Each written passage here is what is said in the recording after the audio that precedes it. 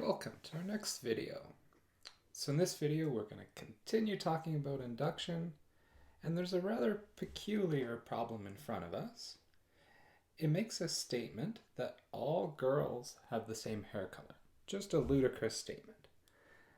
No, you might feel very weird about why would we ever ask something like this and what's going on here. Obviously that's a false thing to talk about. What does it have to do with induction? Well, to answer that thought process, some people, when they very first see induction, they think that it's something that's almost too powerful, or it seems to be able to prove things that maybe aren't quite true. Well, induction is just fine. We just have to use it properly.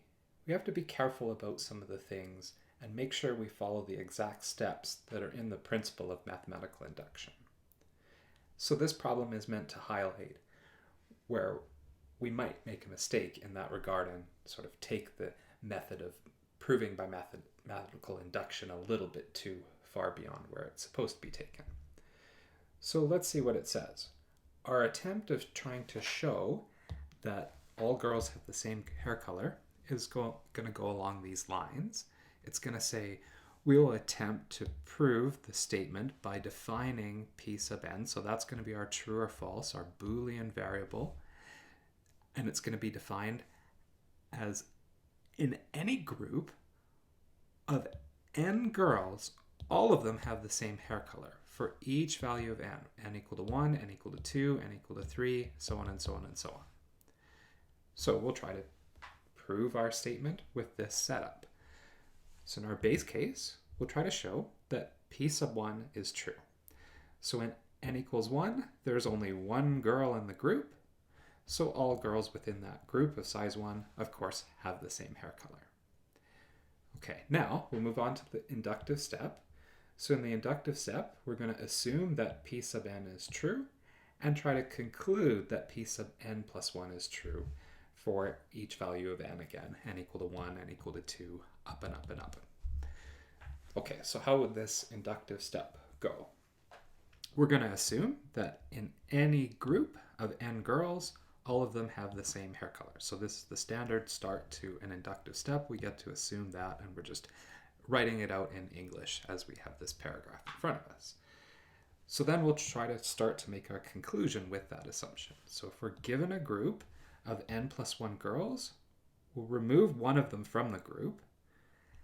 So now this group that was of size n plus 1 is just of size n. And by assumption, each of the girls that remain in that group of size n have the same hair color, right? That's what we assumed. Every group of size n girls have the same hair color. Okay, so now it says we're going to swap one of these girls with the one that we removed. And now we'll have a new group of n girls, and they all have the same hair color. So every single girl out of the n plus 1 that we started with has been looked at, and they all have the same hair color. So all n plus 1 have the same hair color. By induction, the claim holds. And where did we go wrong in this nonsensical argument? So there is an error in the proof. Induction is just a fine method of proof. It's just we didn't use induction properly here. So where is this flaw? I'll let you pause the video, think about this, and then I'll give you the answer. Okay, so let's discuss the flaw in this problem. So the base case is perfectly fine. We successfully showed that p sub 1 is true. If there's a girl in a group and there's just one girl in that group, everyone has the same hair color. So no problem there. But what do we actually do in the inductive step?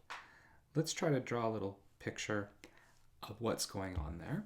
We take our base case, p sub 1, and say, okay, that one is true. And then we line it up so that if p1 is true, then p2 is true. If p2 is true, then p3 is true. And so on and so on. So p4 and p5, dot, dot, dot, on and on and on. So like I was saying, we successfully showed that p1 is true. And I agreed with the inductive step for the most part. Let's just expand our picture a little bit. So there was these n+1 girls. We started with that. So we had some group. Let's say this is my group right there. And there's n+1 girls in this group. Okay, now we said, here's these girls in the group, and we're going to take one out of the group. We're going to remove it from the group, and now our group is down to just n girls because that one got moved out of the group. So it's over here now.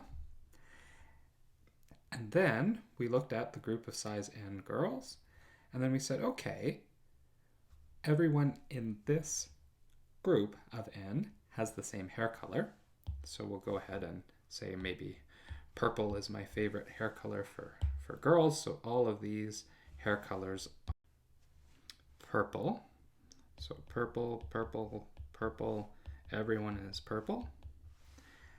And then we took the one that we pulled out and we said, okay, we'll swap it with one that's inside. That was the next part of the inductive step. So the green one comes in and the purple one goes out. So we'll erase what was there. So purple one out and green one in. And now everyone within the group of size n has the same hair color. So even that unknown one right here, we now discover that that one is also purple in hair color. Okay, so what is the wrong idea here? Where does this go wrong? I actually agree with everything that was just said for the second implication. It makes sense. It makes sense for the third implication. It makes sense for the fourth implication, so on and so on and so on. I agree with all of those implications, but remember, we must do this inductive step for each n value, 1, 2, 3, so on and so on and so on. And where this breaks down is when n is equal to 1. When n is equal to 1, we're trying to show that p sub 2 is true. That's where we have a problem. If p1 is true, then the proof that we just went through, it doesn't work to show that p2 is true. On the other hand, if p2 is true, then okay, p3 is true, and okay, p4 is true, and so on and so on. So why doesn't this work for p1 going to p2? Well, we can maybe draw a quick little picture of that as well. So if we have our group, and let's say that this time this group has 2 girls. So there's our 1, 2 girls, and then we take that group and we pull one outside of the group. So the green one got removed. And again, my favorite color for girls is this nice purple hair color. So that one is purple. And then we do our swap. So we swap one with, that's inside, one outside, and the green one comes back in. And the purple one goes out.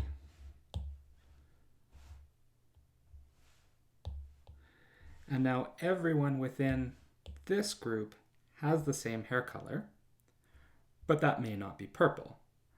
Let's say my second favorite color for girls is red, so that's what we have inside the group this time. And so we see the flaw. The flaw in the proof is that this implication right here is false. And notice that breaks down the whole process. If just one of these n values doesn't work, then the whole method of induction doesn't work. And we can't state that our claim is true. So when you're doing induction, make sure that you recognize that n is a variable and it can be all of those possible values, and your inductive step has to work for each one of those values. Thanks so much for listening. Check out the next video. We'll see you soon.